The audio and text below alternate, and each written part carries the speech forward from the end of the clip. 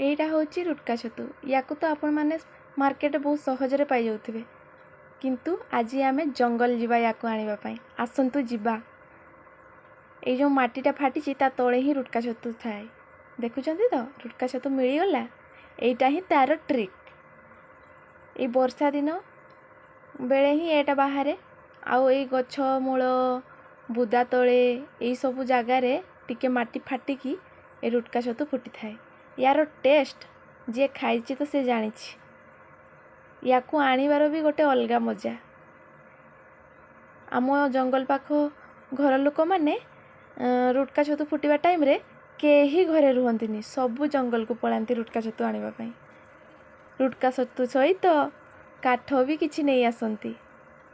ଜଙ୍ଗଲ ପାଖ ଘର ଲୋକମାନଙ୍କର ତ ଏଇଟା ଫାଇଦା, ଛତୁ ସହିତ କାଠ ଫ୍ରି। Thank you.